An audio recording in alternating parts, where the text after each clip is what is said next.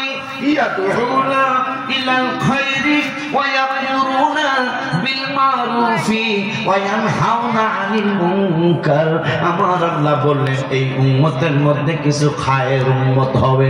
খায়ের মানে ভালো উম্মত হবে। এই ভালো উম্মতগুলির কাজ হবে ভালো কাজের আদেশ দেওয়া, খারাপ কাজের বাধা দেওয়া।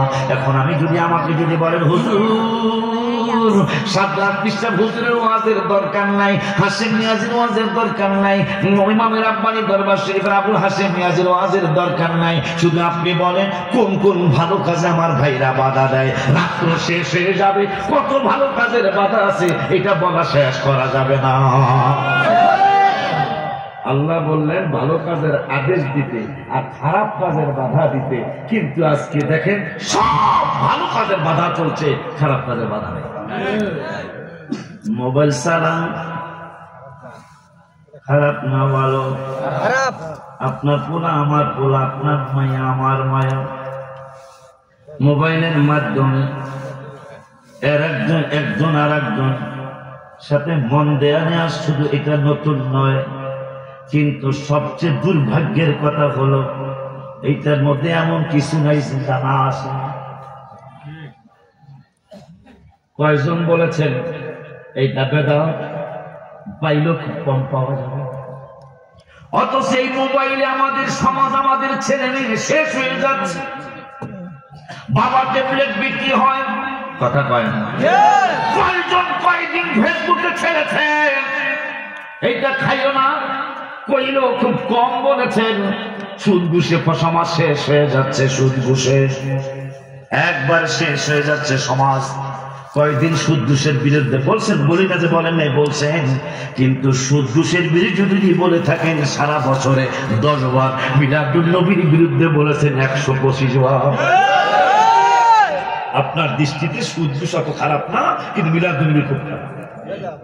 এই যদি আমাদের মুসলমানের সমাজের অবস্থান হয়, আল্লাহর হাবিবের কাছে আল্লাহর কাছে মুখ দেখাইবেন কেমনে? আপনি মিলাদুন নবী করলে করে, না করলে না করেন, আমরা জোর করবো? কিন্তু আপনি সুদ ঘুষের বিরুদ্ধে কথা বেশি বলেন না, বলেন কিন্তু খুব বেশি না।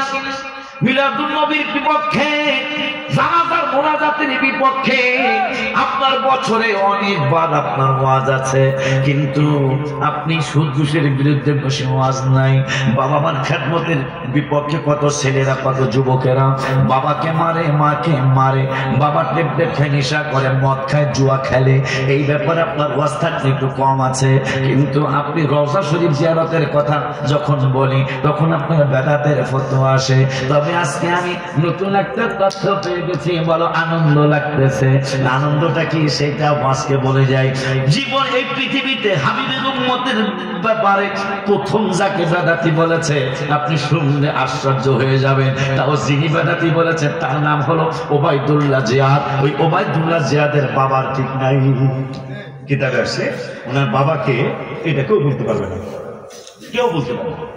কিতাবে আসছে তার বাবার ঠিক ছিল না, মানে তার প্রথম যিনি বেদাতের ফতোয়া দিয়েছে তিনি ওবায়দুল্লাহ জিয়াদ। কিতাব আমার কাছে আছে, আপনি নিয়ে পড়বেন। ওবায়দুল্লাহ জিয়াদ যার আপন বোন কাবা শরীফে আগুন দিয়েছে, নাউজুবিল্লাহ কয় না?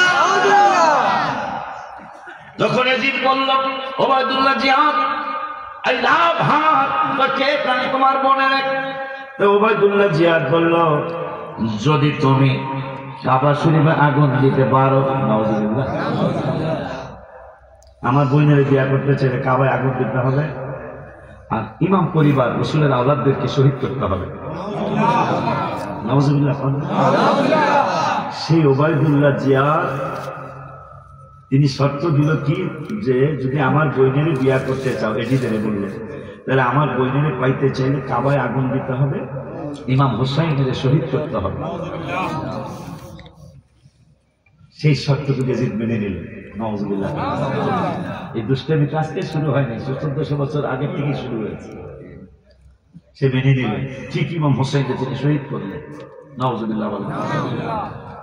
এই ওবায়দুল্লাহ জিয়াদ যার পরামর্শে যে কাবায় আগুন দিল একটা মহিলা পাওয়ার জন্য। মহিলারা কোন আসেনি চাকমা, কথা কয় না, একটা মেয়ে পাওয়ার জন্য কাবায় আগুন দিয়েছে।